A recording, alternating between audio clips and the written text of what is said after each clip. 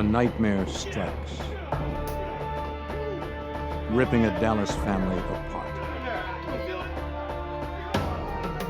A father makes a desperate escape, while his wife and child are taken by a drug dealer. FBI agents race against time to find the hostages and their abductor. A trail of bodies litters the path to Gino Camacho.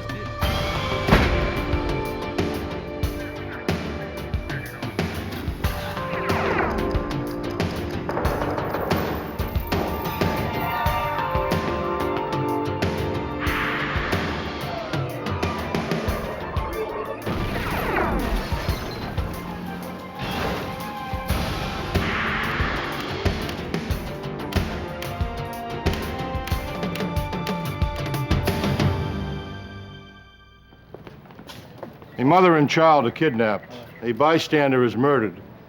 Violence such as this shattered a quiet Texas neighborhood and exposed a drug cartel that flourished where it was least expected.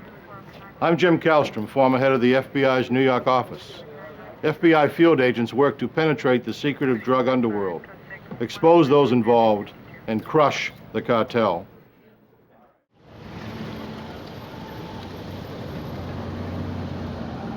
In the spring of 1988, narcotics had infiltrated the working-class communities of Dallas, Texas. A rise in robberies and break-ins followed the drug trade. Some families retreated from the higher crime areas to the neighborhood of Pleasant Grove. Sam Wright, his 3-year-old son Andre, and his wife Evelyn Banks found refuge among the porch-lined streets. Here, residents looked out for one another. Then, early on May 20th, 1988, a gunshot shattered the morning silence. To the shock of one onlooker, 4 armed men emerged from the Wright house, dragging the family to a car.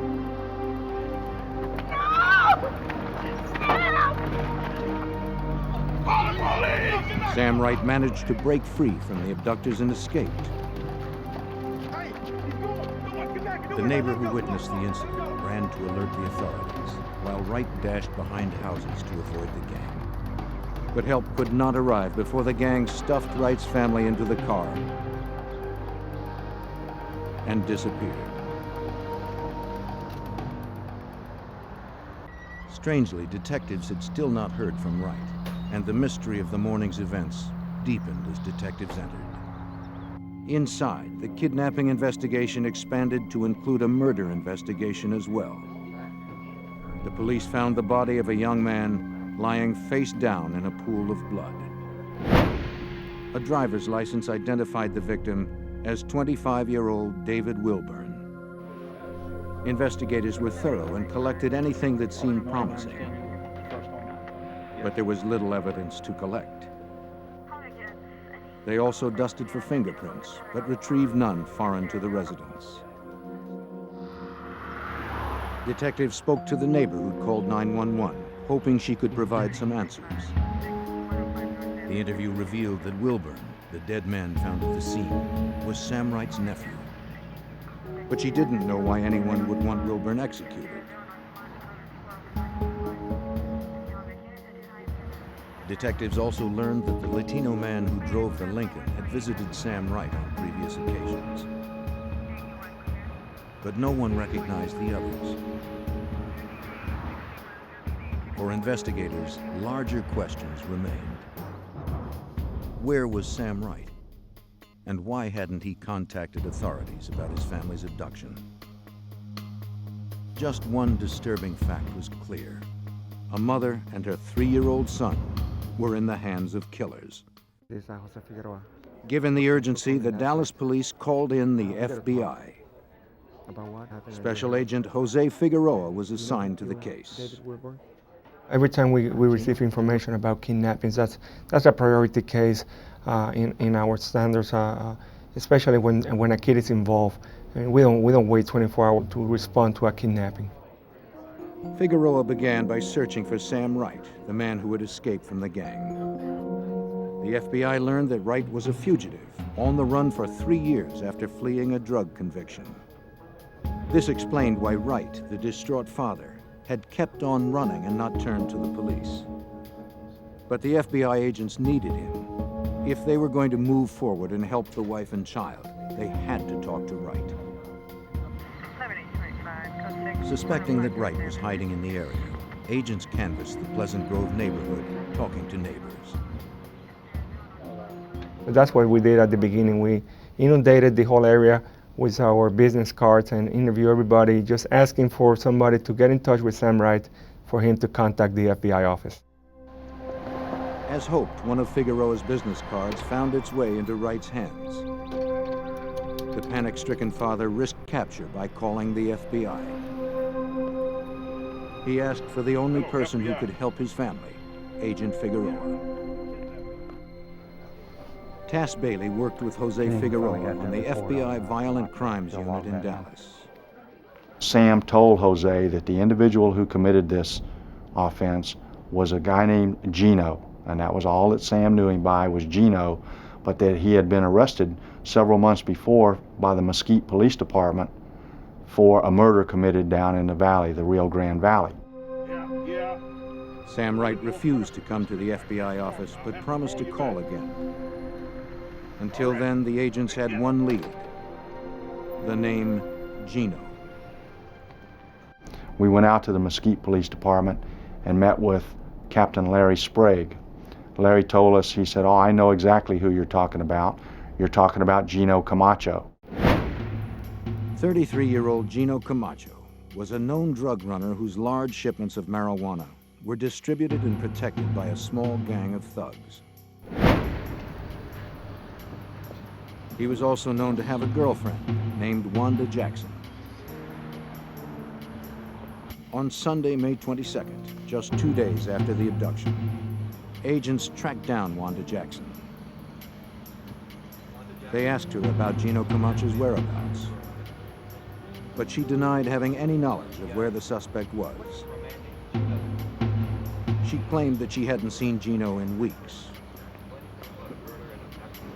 The agents left with the suspicion that she was lying. If the FBI had Wright in custody, perhaps they could have negotiated a deal with Wanda as a go-between, letting Camacho believe he would be paid for his hostages. But the agents lacked the leverage that may have encouraged her to work with them. They needed to bring in Sam Wright. When Wright called the next day, they were ready with a tap and trace on the phone.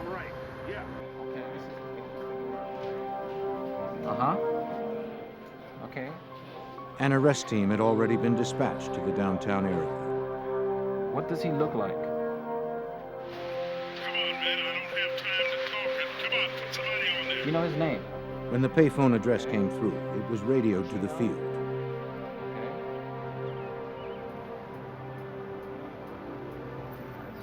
The agents found Wright still using the phone, but they did not move in immediately.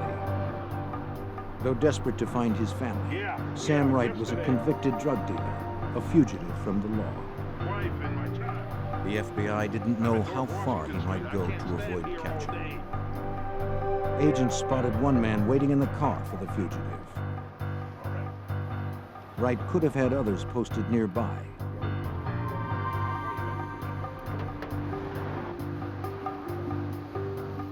The agents wanted to reduce the risk of violent resistance by Wright and any of his associates. Okay, here we go.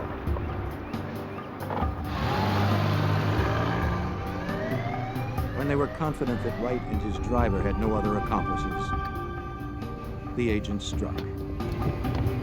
FBI, out of the car! Get out of the car! Come on, let's go! Wright was arrested without incident on his outstanding warrant and taken into custody. Agents Bailey and Figueroa began the interrogation of the captured fugitive. What's your tie-in with Gino? I don't have a Wright described the events of May 20th, 1988. It was any family's worst nightmare. me. You think I On that day, Wright kept his young son, Andre, entertained. His wife, Evelyn, sat alone downstairs. They were in mourning. Wright's mother had recently passed away in Louisiana. He was expecting his nephew, David Wilburn, to arrive shortly and drive the family to the funeral. Wright watched for Wilburn's arrival since visitors did not have access to the front door. As a fugitive, Wright had installed burglar bars around the porch, thinking it would protect his family, both from the law and from his violent associates. But the bars could not withstand Gino Camacho's anger. Without warning, 4 men burst into the house, brandishing automatic weapons. Sam Wright's past had caught up with him. The one he knew as Gino screamed that he wanted money that was owed him. Wright swore he didn't have it and pleaded for mercy. Gino's rage only escalated. At that moment, Wright's nephew, David Wilburn, arrived. He could not have come at a worse time. Though he was a large man, Gino's men quickly subdued him. Wright described his nephew as a gentle soul who never hurt anyone. Gino yelled that he meant business. To prove his point, he placed the muzzle of a .357 revolver to the back of Wilburn's head. A second later, a single shot brought instant death.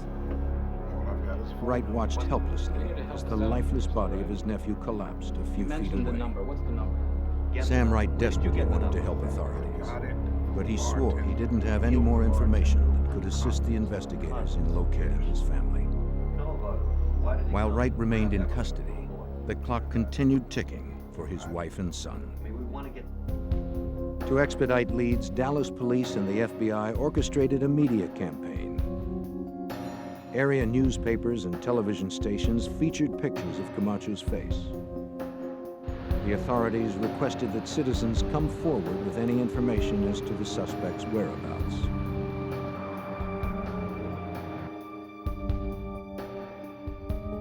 This campaign yielded a tip from an unsavory source: another drug dealer.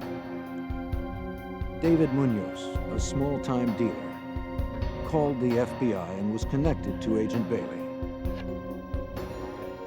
Munoz claimed that he recognized the kidnapper in a television news story. He said he had information that might be useful to the investigation.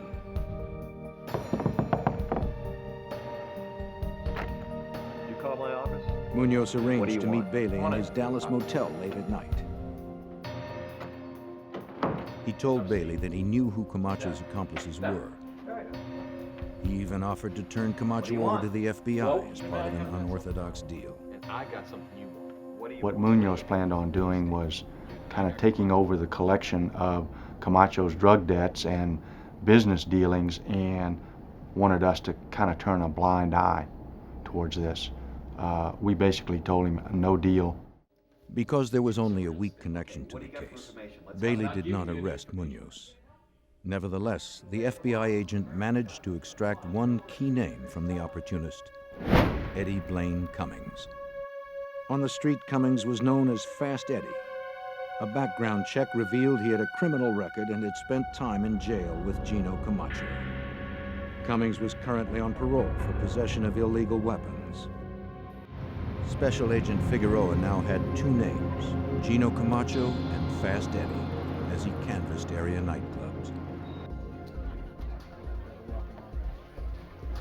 Armed with photos of Camacho and Fast Eddie, Figueroa found a bar patron who had recently seen the pair come in. The patron had heard Fast Eddie talk about a lunch appointment the next day up in Lawton, Oklahoma, a 3-hour drive northwest of Dallas. An arrest team assembled in the parking lot of the Oklahoma restaurant on the morning of August 12, 1988. The plan was to wait until Fast Eddie exited the crowded restaurant to isolate him from bystanders. Investigators were poised to strike. Fast Eddie was their closest link to Camacho so far. When the door opened, the arrest team descended, nabbing Fast Eddie before he could flee. One associate of Camacho's gang was now in custody. Agents hoped Fast Eddie could lead them closer to the missing mother and son. In the summer of 1988, Dallas FBI agents searched for a missing mother and child, abducted at gunpoint by a drug gang. Fast Eddie, an associate of the gang, was now in custody. Under interrogation, Fast Eddie denied having anything to do with the kidnapping in Dallas. Come on, Eddie, the kidnapping at the right house. But eventually, he did tell them what he knew of the crime. This was the first time we had actually learned who all was involved and the names of the individuals the morning of the abduction. Fast Eddie fingered Camacho and two other gang members, Juan Jackson and David Cook. He and David Cook had grown up together in Stephenville, Texas, a 2-hour drive from Dallas. As far as Fast Eddie knew, Cook was probably back in their hometown. Bailey and Figueroa needed to get Cook, trusting that the lead might take them one step closer to Camacho and the missing mother and child. They sought a contact in Stephenville and found the name of Detective Don Miller. On August 15, 1988, Detective Don Miller called back Agent Bailey. Miller had found the suspect working at his family's convenience store. The detective would hold him until the agents arrived. So you're waiting on you. Miller warned Cook that if he knew something, it would be best to cooperate with the FBI. Yeah, you boys. One can member come of the get gang that kidnapped Evelyn and Andre Banks was now in custody. The FBI was a step closer to Camacho and the missing pair. Agents rushed to Stephenville, hoping David Cook may lead them to Camacho and his hostages before time ran out for the mother and son. A couple of months ago. He had decided to help investigators with the case in the hopes of a lighter sentence. Over 2 days of interrogation, Cook detailed his version of the events of May 20th, 1988. On the morning of the assault, Camacho picked up Cook and two more associates. He said they were going to collect a debt. Camacho had given Sam Wright $20,000 worth of marijuana to deal, but Wright had claimed it was stolen. Camacho swore he'd get his money back. Gang member Juan Jackson opened up a bag and started passing out guns. The arsenal included submachine guns and the .357 pistol.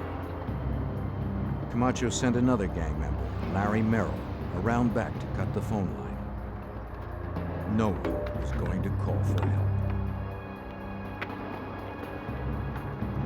Juan Jackson cut through the padlocked burglar bars, while David Cook and Camacho kept watch.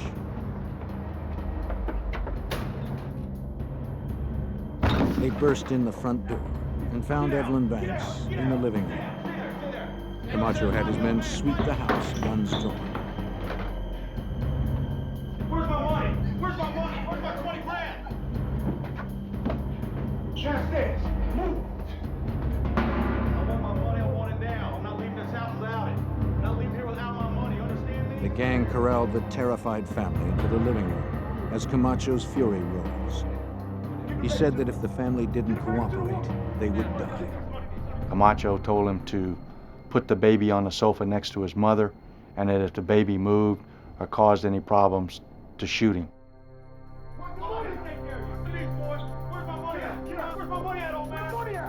Gino started screaming how they had ripped him off, how they had not treated him with respect, and he wanted his money and he wanted it now.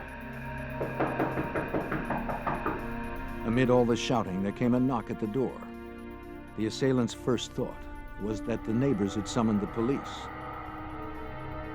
Camacho and Jackson moved into position, prepared to fire on the police they thought were on the other side of the door. Come in. When David Wilburn walked through the front door, he was surrounded by the armed gang. The gunman threw him to the ground without a struggle.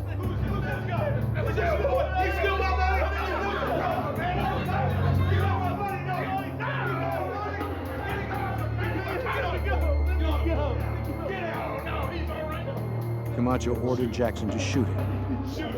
But when he hesitated, Camacho turned to Cook. But when Cook refused, Camacho grabbed the gun from his hand and showed everyone just how serious he was.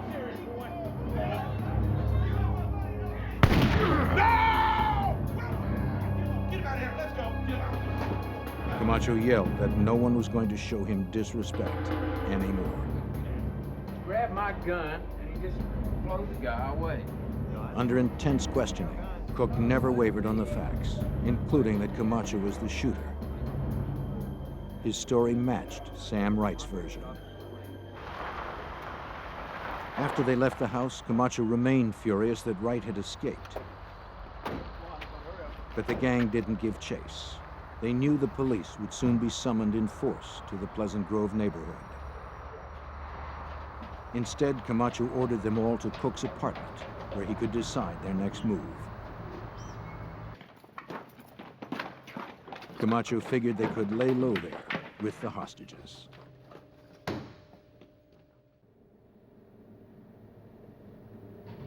Paul Macaluso was the assistant U.S. attorney who tracked the case. They were concerned about damage control. They had 2 witnesses to a murder, to a capital murder, and what to do about them. Cook told agents that a new gang member, Spencer Stanley, was called to the apartment to guard the hostages while he and Camacho were away dealing drugs at a nearby hotel. Juan Jackson didn't stay much longer. Fearing the heat from the authorities, he cleaned the guns, took some getaway cash, and left the gang for good. Boy throws him in the hole. While Stanley kept watch over the hostages, Cook and Camacho drove to the hotel to make the drug deal. There, just 2 days after the abduction, Camacho got a call from his girlfriend, Wanda Jackson. She had a cryptic message for him. Hey, your big brother was just here? Yeah. Big Brother, of course, referring to the federal authorities, the FBI, had been to the house. The same girlfriend that had sworn to the FBI that she had no idea of Camacho's whereabouts reached him moments after the agents left her. In trouble. I don't know how. Her warning gave the gang a head start on the pursuing agents. Camacho returned to Cook's apartment.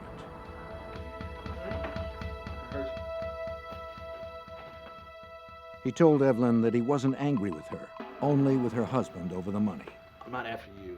He said he would release her and Andre if she promised not to go to the authorities. Old man owed me the money. She And throw agreed. you around the way I did.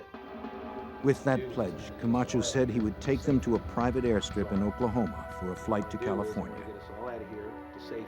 There they would remain safe until Camacho settled up with Wright. At the end of a grueling interrogation session, Cook told agents that Evelyn and Andre never made it to California. There was no plane for them to board. Cook knew where they were left, across the Texas state line, near Ardmore, Oklahoma. Turn around, hands right here. In August of 1988, special agents from Dallas's Violent Crimes Unit had arrested one member of a Texas gang responsible for one murder and the abduction of a mother and child.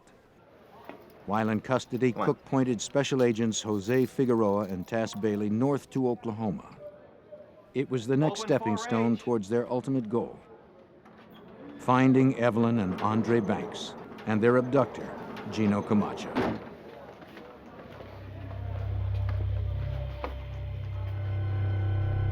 According to Cook, Camacho had driven Evelyn and Andre Banks to a remote area across state lines. The gang leader had promised to fly the mother and child to her relatives in California from an airstrip that was concealed behind the trees. They pulled the car off the side of the road and together headed into the woods. Spencer Stanley led the way, carrying 3-year-old Andre. In a few hours, She thought she would be on the West Coast, where she would remain until her husband paid the drug debt he owed Camacho. But as they walked deeper into the woods, Evelyn found no clearing for a plane to land. No! Then she saw the hole. No! No! In an instant, she realized what it meant. She fainted from the shock. There was no airstrip, no flight to freedom. She and her son had been brought here to die. Spencer Stanley dropped her child into the open grave. Camacho fired 4 times.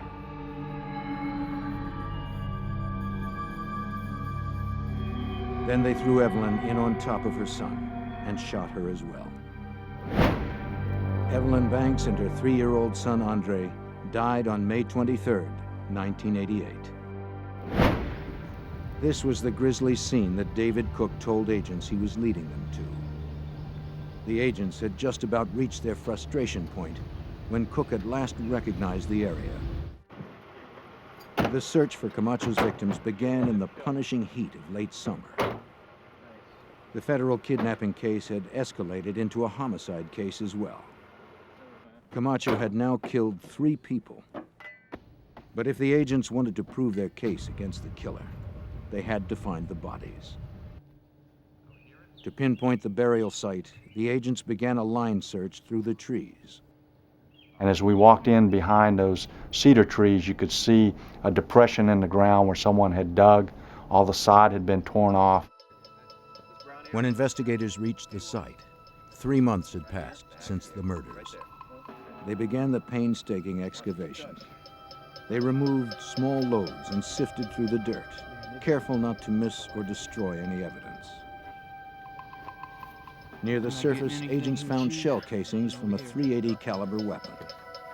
Yeah, somebody got a bag? That fit with Cook's account that Camacho had fired a small, semi-automatic pistol. Right there. The digging continued at a painfully slow pace. Like they've all been here about the same. You got to remember, this is the end of August. It was about 95 degrees, about 90% humidity. We were in that area of the trees, so there was no air movement. I mean, we were just stuck in there. We'd been digging for about 2 hours. Then one of the agents struck something hard. It sounded hollow. Another blow broke through the shell-like crust. A foul stench suddenly overwhelmed the agents. And the god-awful smell of decaying human body came out of the hole, and we both jumped out of the hole and went over in the bushes and got sick, and then had to go back into it again. Before burying Evelyn and Andre, Camacho and his men covered the bodies with cat litter to help hide the odor. But the clay in the cat litter absorbed moisture from the bodies, then hardened into an airtight shell, reducing the rate of decomposition and preserving the bodies for autopsy. Despite the nauseating stench, the agents pressed on. They put Vicks Vapor Rub under their noses to suppress the odor and continued working. They were determined to construct an impenetrable case against Camacho and his gang. Cook then led agents to nearby Lake Texoma, where he said the gang had disposed of the weapons after the killing. A dive team from the Oklahoma State Bureau of Investigation combed the lake bottom. They came up with more casings from the .380. And then they found the handgun. The physical evidence against Gino Camacho was now solid, corroborating eyewitness testimony. The federal agents were confident they could secure a conviction on 2 counts of kidnapping and 3 of murder. But Camacho remained at large, and agents learned he had killed again. Cook told the FBI he could lead them to that body as well. In late August of 1988, the FBI in Dallas had captured David Cook, a member of a violent Texas drug gang. The gang's leader, Gino Camacho, wanted for kidnapping and 3 murders, was still at large. Cook was cooperating with agents in the hunt for Camacho. He had led investigators to the burial site of Camacho's most recent murder victims. But during the two-day trip to recover the bodies of Evelyn and Andre Banks in Oklahoma, Cook surprised agents with another tale of Camacho's terror. This time, Camacho had released his rage on a woman named Pamela Miller. Agents now turned their focus to her whereabouts. Agents learned that Pam Miller worked as an exotic dancer in a Dallas strip club. She met Camacho and started hanging out with his gang. Cook told agents that he and Miller joined Camacho one night in June of 1988. So you're all set and still looking for It had been just 3 weeks since Camacho had shot and killed 3 people, but he had risked a trip to Dallas to arrange another drug deal. Only about 5 minutes, all right. The buyer showed up at a hotel bar and began negotiating. Take care of her. Yeah. But Pam interrupted the transaction. Pam Miller recognized the purchaser as somebody who came into the club where she had danced, and she recognized him and she told him so. I know you, you came into the club. Well, not surprisingly, this had a chilling effect on the transaction. Sure. The buyer skipped out. The deal was dead. You have any idea what you just did? I know him from where I dance at. You do? Camacho became furious at Pam for messing up the drug deal, and Cook and Pam and Camacho walked out of the hotel. As soon as they got in the car, Camacho started beating Pamela. Pamela then made some comments to Camacho attacking his manhood, which only infuriated him more. Yes. Huh? Yes, you did. You lost me. As they drove, Camacho's rage boiled over. Cook and Stanley had seen the results of his temper before. They knew where it could lead. Yet they were too intimidated to speak up. Camacho's brutal beating didn't stop until Miller had lost consciousness. Stop the car. Still enraged, Camacho ordered Cook to stop the car.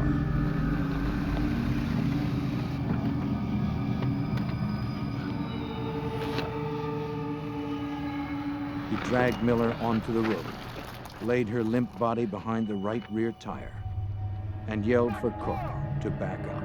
Come on, Tito. I don't want... Back the car! Now! Cook obeyed. They drove down to Stephenville. They went to an apartment that was rented by David Cook, and they took Pamela's body and put it in a 55-gallon drum, stuck it out on the patio, stuck a bag of trash on top of it so no one would see there was a body in it. They stayed there for the weekend. Camacho, Stanley, Cook. They sat around drinking beer and partying until Camacho decided to dispose of the body. So we asked David, well, where will we find Pamela's body? And he said, you won't. And we said, why not? He said, well, we chopped her up and put her in a tree mulcher. While I was driving the car, Jose was in the front seat. I looked at Jose, he looked at me, our mouths dropped open, and I almost ran off the highway. I couldn't believe what I just heard. Cook led FBI agents to the wooded site on the ranch where they had pulverized the body. It seemed impossible that they would find any remains. Not only would the shredder have pulped the body, but it was now some 2 months after the insidious act. It was likely that the hot Texas sun had decayed the remains even further. Despite the odds, agents set out to recover what they could. From Cook's account, the agents figured out the shredder's discharge path. They set up a grid system and began meticulously scouring the scene. The process took hours, but the hard work yielded dividends. From the ground, agents recovered bone shards and tissue. In the tree branches above, they found more tissue, dried by the sun. Each item was bagged and labeled based on its location. The agents also recovered teeth. A check with Pamela Miller's dental records allowed a positive identification of the victim. 23-year-old Pamela Miller had been Camacho's 4th murder in as many weeks. Yet her murderer was still at large, and every day he remained free, Camacho posed a threat to anyone that crossed his path. But a major break in the case soon followed when the family of Spencer Stanley, the gang member who had helped Camacho kill 3 victims, contacted the FBI. They tipped the agents off that Stanley was hiding in a trailer park in Huntsville, Alabama. Stanley told investigators that he had thrown the .357 Camacho used to kill David Wilburn into Lake Ray Hubbard near Dallas. An FBI dive team searched the bottom of the Texas lake.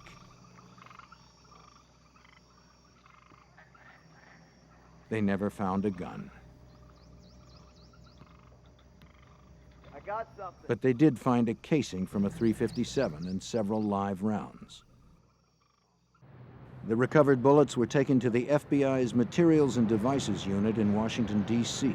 for neutron activation analysis. Agents hoped that the bullets from Lake Ray Hubbard could be matched to the bullet that killed Camacho's first victim, David Wilburn. Neutron activation analysis is based on the fact that lead bullets are created in batches, and each batch of lead is unique. The FBI examiners needed to prepare the bullets for the test by removing the slugs from the shells, readying them for transportation to a nuclear reactor. Lead samples from each bullet were lowered into the reactor's core. The samples absorbed neutrons and became radioactive. The radioactivity was measured and gave a precise reading of the chemical elements found in the lead, a radioactive signature. Examiners concluded that the signatures from each bullet were identical. The bullets from Lake Ray Hubbard and Wilburn's body had come from the same batch of ammunition. Though the physical evidence against Camacho continued to build, it didn't put the authorities any closer to locating the fugitive. Through an informant, the FBI learned that Camacho had escaped to Mexico and was hiding in a small town just south of the Texas border. U.S. authorities sought to have him arrested and extradited. But Mexican authorities were unable to cooperate. They claimed that the town where Camacho stayed was controlled by drug kingpins who were heavily armed. If the Mexican police attempted an arrest, there would be heavy casualties. The FBI would need another plan to bring the gang leader to justice. After 4 murders in the U.S., drug dealer Gino Camacho had escaped to Mexico, out of reach of the FBI. But without his gang or the drug trade that had supported them, his money began to run out. By the spring of 1989, Camacho was in desperate need of cash. He still had suppliers in Mexico, if he could locate a buyer in the States. Because he feared crossing back into the U.S., he searched for a middleman with narcotics distribution contacts north of the border. The low-level go-between Camacho stumbled upon worked as an informant for the U.S. Drug Enforcement Agency.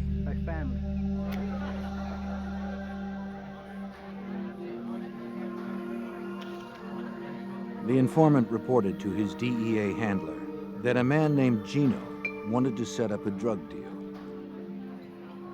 DEA agent John Lunt was based in Fort Worth, Texas. He was aware that Gino Camacho was wanted by the FBI. What you got for me? Suspecting that this Gino was Gino Camacho, Lunt told his informant that he wanted to go ahead with the deal. Lunt then called FBI agent Tass Bailey with good news.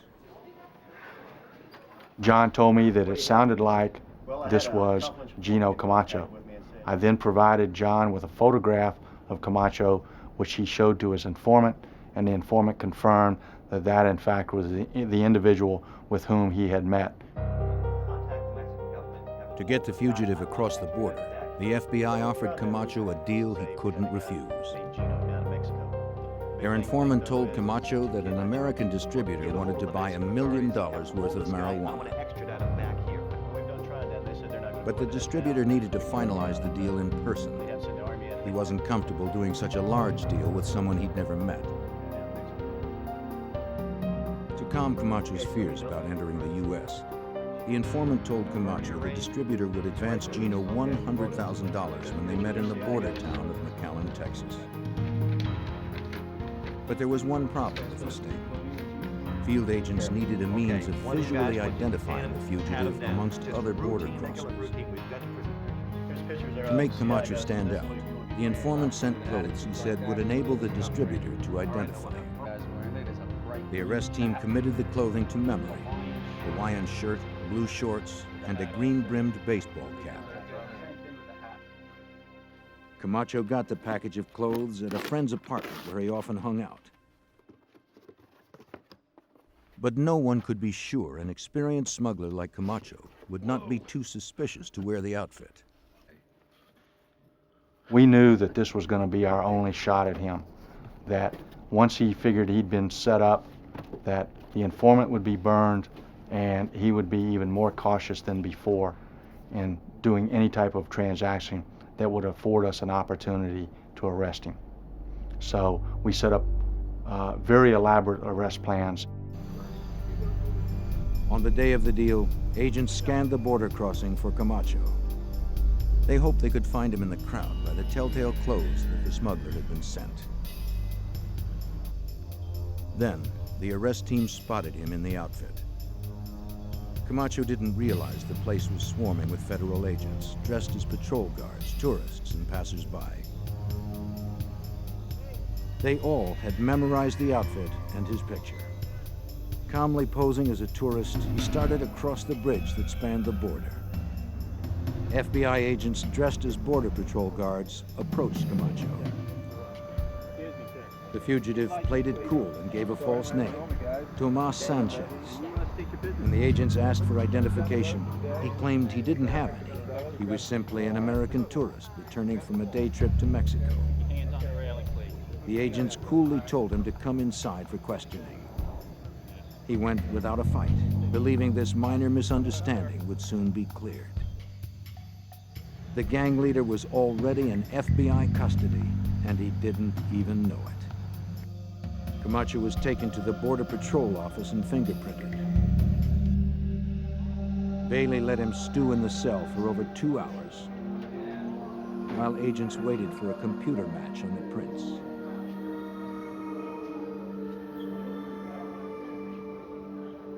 Camacho didn't break his silence. I addressed him as Tomas Sanchez, and he acknowledged that, and I says, well, we have taken your fingerprints, we have run them through the computer at the FBI in Washington, D.C., and the computer says that you're not Tomas Sanchez, you're in fact Gino Camacho. And he said, well, if that's what the computer says, it must be so. But Camacho denied knowing anything about the murders. To the end, he never admitted any involvement in the kidnapping and murders. He claimed the FBI had framed him for the crimes. The arrest of Gino Camacho made Page One news across the Southwest. From the border, he was moved to a cell in Dallas County and charged with firearms violations, kidnapping, conspiracy, and capital murder. Camacho and the rest of his gang were prosecuted by the authorities. David Cook received 24 years for his part in the murders and kidnapping. Spencer Stanley got a life sentence for the 3 murders he helped carry out. Juan Jackson earned a life sentence for his involvement. Fast Eddie Cummings and Larry Merrill got 8 years each. Sam Wright had to serve his prior drug sentence, as well as additional time for fugitive flight. But for Camacho himself, state prosecutors sought the death penalty. For the state of Texas to put a man to death, the prosecution must prove more than premeditation. It must show the accused remains a threat to society. For this reason, Camacho was tried on the state murder charge first. Otherwise, a conviction on the federal charges would have sent Camacho to prison, where any threat he posed to society would have been removed. In separate trials, Gino Camacho was found guilty for murder and kidnapping. The sentence was carried out 10 years after the deaths of Andre and Evelyn Banks and Pamela Miller. On August 26, 1998, the state of Texas executed Gino Camacho by lethal injection.